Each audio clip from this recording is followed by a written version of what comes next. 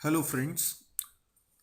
सी plus plus tutorial की series में आज हम देखेंगे लेक्चर 1 का पार्ट 5। आज का हमारा ऑब्जेक्टिव है कि सॉफ्टवेयर डेवलपमेंट कैसे करें, यानी सी प्लस प्लस लैंग्वेज में हम सॉफ्टवेयर कैसे बनाएं। सॉफ्टवेयर डेवलप करने का मतलब सी प्लस प्लस लैंग्वेज में या सी लैंग्वेज में लगभग एक जैसा ही है। आपको बनानी है EXE फाइल। EXE फाइल ही हमारा सॉफ्टवेयर है। इस फाइल को बनाने में सबसे बड़ी परेशानी ये है कि ये ऑपरेटिंग सिस्टम अंडरस्टैंडेबल लैंग्वेज में होती है, यानी उस भाषा में जो एक ऑपरेटिंग सिस्टम समझ सकता है। अब क्योंकि कई अलग अलग ऑपरेटिंग सिस्टम कंप्यूटर्स में हो सकते हैं, जैसे Windows, DOS, Linux, Solaris, Mac, तो ये अलग अलग ऑपरेटिंग सिस्टम अलग अलग कंप्यूटर्स पे हो सकते हैं। तो ये फाइल EXE फाइल किसी एक ऑपरेटिंग सिस्टम को समझने के हिसाब से बनाई गई। इसीलिए अगर हम इस भाषा को सीखें भी तो परेशानी ये है कि हमें हर ऑपरेटिंग सिस्टम के हिसाब से अलग अलग सीखना होगा। तो हम EXE फाइल डायरेक्टली नहीं बनाते, इसके बदले हम एक आसान सी लैंग्वेज सीखते हैं, लाइक C++। तो जो कुछ भी मशीन से हमें करवाना है वो हम C++ लैंग्वेज के ज़रिए कहेंगे। हम एक फाइल बनाएंगे जिसका एक्सटेंशन होगा .cpp, स्टैंड्स फॉर C++। इसके अंदर हम C++ भाषा में कोडिंग करेंगे।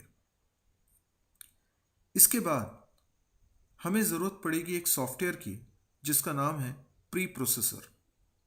ये सॉफ्टवेयर हेडर फाइल्स के कंटेंट को हमारी फाइल्स के साथ जोड़ेगा। हमने अपने प्रोग्राम में .cpp फाइल के अंदर कुछ स्टेटमेंट्स लिखे हैं जो हैश से स्टार्ट होते हैं। इन स्टेटमेंट्स को रीड करके रिजॉल्व करना प्री प्रोसेसर का काम है। तो हैश इंक्लूड iostream.h या हैश इंक्लूड conio.h, इस तरह के स्टेटमेंट्स को प्री प्रोसेसर रिजॉल्व करता है और जिस हेडर फाइल का जिक्र हमने किया है वो हेडर फाइल के कंटेंट को हैश इंक्लूड वाली लाइन को उस कंटेंट से रिप्लेस कर देता है और बना देता है एक सेपरेट फाइल।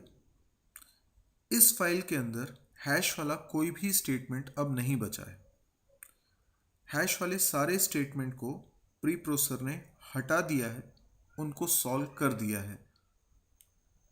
अब जो फाइल बनी है उसमें हमारा कोड तो है ही, हेडर फाइल्स के अंदर जितनी लाइंस लिखी थी वो सारी लाइंस भी कॉपी होकर हमारे फाइल में आ चुकी हैं। ये फाइल sum.i कहीं पर सेव नहीं हो रही है, लेकिन रैम में बन ज़रूर रही है। इस फाइल को रीड करने का काम करेगा कंपाइलर नाम का सॉफ्टवेयर। कंपाइलर सॉफ्टवेयर का काम है इस प्रोग्राम में लिखी गई लाइंस को ट्रांसलेट करना और ट्रांसलेट करके वो एक इंटरमीडिएट फाइल बनाएगा जो obviously operating system understandable language में होगा, जिसको हम ऑब्जेक्ट फाइल कहते हैं। जो हमने शुरुआत में .cpp फाइल बनाई थी वो सोर्स फाइल है और वो सॉफ्टवेयर नहीं है। हाँ, एक प्रोग्राम ज़रूर है जो हमने C++ लैंग्वेज में बनाया, पर कोई भी ऑपरेटिंग सिस्टम इसे चला नहीं पाएगा। इसीलिए हमने प्री प्रोसेसर और कंपाइलर की मदद से ऑब्जेक्ट फाइल जनरेट करी है। कंपाइलर ने हमारे कोड को ट्रांसलेट करके ऑपरेटिंग सिस्टम अंडरस्टैंडेबल लैंग्वेज में कन्वर्ट किया है। लेकिन इस ऑब्जेक्ट फाइल के अंदर भले ही ऑपरेटिंग सिस्टम के समझने वाली भाषा में चीज़ें लिखी हों, ऑपरेटिंग सिस्टम को कुछ शब्दों के अर्थ अभी भी समझ में नहीं आएंगे, और ये वो शब्द हैं जिनके अर्थ पहले से लाइब्रेरी फाइल्स के अंदर लिखे हुए हैं। लाइब्रेरी फाइल्स के अंदर कोडिंग पहले से है। अब एक सॉफ्टवेयर की हमें ज़रूरत है जिसका नाम है लिंकर, जो ऑब्जेक्ट फाइल के कंटेंट को लाइब्रेरी फाइल के कंटेंट के साथ लिंक करके एक नई फाइल बना देगा, that is your exe file. और यही है हमारा सॉफ्टवेयर। तो हमने अपने लेक्चर 1 में 5 पार्ट्स में क्या क्या पढ़ा। हमने सबसे पहले history of C plus plus देखी, जिसमें हमने देखा ब्यान स्ट्रॉस्ट्रप ने सी प्लस प्लस लैंग्वेज बनाई है 1979 में AT&T बेल लेबोरेटरी में। 1983 में जाके इसका नाम हो गया था सी प्लस प्लस।